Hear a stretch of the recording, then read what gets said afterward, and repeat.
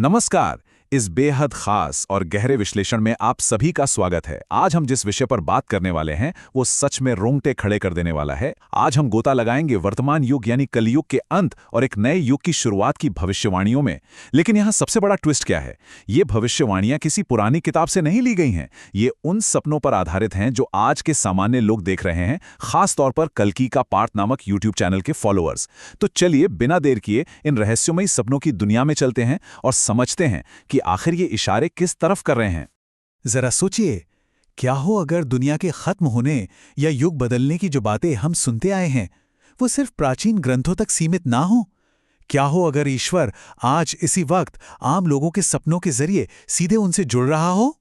Channel के अनुसार पूरे देश भर से लोग बिल्कुल एक जैसे विनाश और बदलाव के सपने देख रहे हैं। अब देखिए, हम यहाँ किसी दावे को 100% सच साबित नहीं कर रहे हैं। हमारा मकसद बस इस बात का एक निष्पक्ष विश्लेषण करना है कि कैसे ये अलग अलग लोगों के सपने जुड़कर एक बहुत बड़ी कहानी बना रहे हैं। तो चलिए सबसे पहले बात करते हैं युग परिवर्तन की भविष्यवाणियों और इस पूरे बदलाव की समय रेखा यानी टाइमलाइन की। अब इन सपनों को अगर एक साथ जोड़ें तो एक बहुत ही स्पष्ट टाइमलाइन सामने आती है। और ये कोई साधारण टाइमलाइन नहीं है। चैनल का कहना है कि सपनों के अनुसार 2026 तक हमें बहुत ही गंभीर चेतावनी के संकेत मिलने लगेंगे और आध्यात्मिक परीक्षाएं शुरू हो जाएंगी। लेकिन असली मोड़ आएगा 2028 में। इसे युद्ध और युग परिवर्तन का सबसे महत्वपूर्ण वर्ष बताया गया है और अंत में 2032 तक इस पुरानी व्यवस्था का पूरी तरह से सफाया हो जाएगा। अब आप सोच रहे होंगे कि भाई 2028 ही क्यों? तो इसे सुनिए। एक सपने में स्पष्ट रूप से एक ऐसी आवाज सुनाई दी जिसमें कहा कि हम युद्ध के वर्षों में आ गए हैं और एक ऐसे साल का जिक्र किया गया जिसके आखिर में 8 आता है। प्रस्तुतकर्ता ने इसे सीधे तौर पर 2028 मान लिया है और यही वजह है कि ये साल इस पूरी पहेली का सबसे बड़ा केंद्र बिंदु बन गया है। आगे बढ़ते हैं हमारे अगले हिस्से की तरफ, जो है महाविनाश के स्वप्न और अंत के दृश्य। इन शुरुआती सपनों का जो माहौल है ना, वो एकदम खौफनाक है। कल्पना कीजिए, आसमान में घुप अंधेरा है, चारों तरफ पानी भर रहा है और विनाशकारी भूकंप आ रहे हैं। लेकिन इन सब के बीच एक बहुत ही गहरी बात कही गई है। एक गूंजती हुई आवाज आती है, डरना नहीं है, ये श्री नारायण की लीला है। मतलब चैनल के नजरिए से देखें तो ये महज कोई तबाही नहीं है, बल्कि एक ईश्वरीय योजना है। ये बात फॉलोअर्स के मन में डर की जगह एक गहरा विश्वास पैदा करती है। और हाँ, ये सपने सिर्फ गोलमोल बातें नहीं हैं। जो चीज़ इन्हें सच में रहस्यमयी बनाती है वो है इनकी सटीकता। इनमें गुजरात के पोरबंदर और सोमनाथ जैसी बिल्कुल सटीक जगहों का नाम लिया गया है और वहाँ 15-15 फीट ऊंचे चक्रवात आने की बात कही गई है। इतना विस्तृत भौगोलिक विवरण इस पूरी भविष्य सूचक टाइमलाइन को और भी गंभीर बना देता है। और बात सिर्फ प्राकृतिक आपदाओं तक नहीं रुकती, इनमें इंसानों द्वारा बनाए गए खतरे भी शामिल हैं। स्रोत के मुताबिक सपनों में राजस्थान के आसपास परमाणु विकिरण यानी न्यूक्लियर रेडिएशन फैलने की चेतावनी भी दी गई है। यह सीधा इशारा है आज के आधुनिक युद्धों और उनके भयानक परिणामों की तरफ। सच कहूं तो यह वर्तमान के ग्लोबल टेंशन को इन रहस्यमयी सपनों से बहुत ही सटीक ढंग से जोड़ता है। जरा एक और सपने के इस दृश्य की कल्पना कीजिए जहां कोई चिल्ला रहा है, डैम टूटने वाला है, तुम लोग वहां से निकल जाओ। पानी तेजी से ऊपर आ रहा है और लोग जान बचाने के लिए भाग रहे हैं।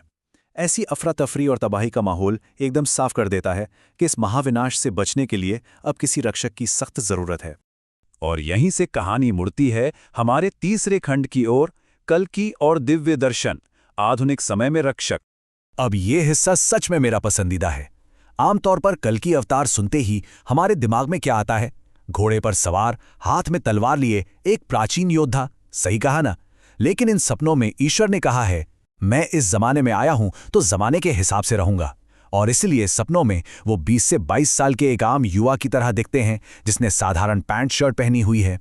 जमाने के हिसाब से एक बिल्कुल नया और आधुनिक अवतार। और चित्रगुप्त के उन पुराने बही खातों को तो भूल ही जाइए। यहां एंट्री होती है दिव्य लैपटॉप की।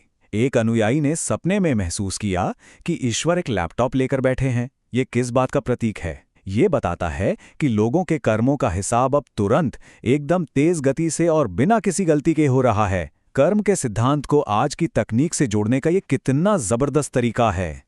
एक और बहुत बड़ा दावा जो सपनों में सामने आया वो है प्राचीन योद्धाओं का पुनर्जन्म। चैनल के अनुयायियों के अनुसार भीम और अभिमन्यु जैसे महाभारत के महान योद्धाओं ने कहीं विदेश में नहीं बल्कि यहीं इसी भूमि पर फिर से जन्म ले लिया है। मकसद, इस आने वाले महासंग्राम और युग परिवर्तन में अपनी अहम भूमिका निभाना। हमारी आध्यात्मिक यात्रा को समझाने के लिए सपनों में एक बड़ा ही मजेदार और रोजमर्रा का उदाहरण भी दिखा। 2 ऑटो रिक्शा की कल्पना कीजिए। जो लोग सही आध्यात्मिक ज्ञान से जुड़े रहते हैं, उनका रिक्शा ऊपर की ओर यानी उत्थान की तरफ जाता है, और वहीं जो लोग अहंकार में आकर अपने मार्गदर्शक को छोड़ देते हैं, उनका रिक्शा सीधा नीचे पतन की ओर जाने लगता है। आसान भाषा में बहुत गहरी बात कह दी गई है। अब आते हैं सबसे जरूरी हिस्से पर। खंड 4, बचाव और आध्यात्मिक मार्गदर्शन, युग परिवर्तन की तैयारी। आखिर इस सबसे बचा कैसे जाए? सपनों के जरिए बचाव के जो निर्देश मिले हैं ना, वो किसी हॉलीवुड की सर्वाइवल फिल्म से कम नहीं लगते। अनुयायियों को बताया गया है कि उन्हें अपनी जरूरत के सामानों का एक सर्वाइवल बैग तैयार रखना चाहिए। फिर उन्हें एक ईश्वरीय बुलावे का इंतजार करना है, जिसके बाद एक बहुत बड़ा रेस्क्यू ऑपरेशन होगा और उन्हें राजस्थान के रेगिस्तान जैसी सुरक्षित जगहों पर ले जाया जाएगा, जहां शायद रेडिएशन और बाढ़ का खतरा ना हो। और तो और सपनों में कुछ सुपर हीरो वाले तत्व भी हैं। लोग सपने में देख रहे हैं कि आने वाले समय के लिए बाकायदा मॉक ड्रिल हो रही हैं। उन्हें उड़ने जैसी महाशक्तियां या सुपर पावर्स मिल रही हैं ताकि वो दूसरों की जान बचा सकें।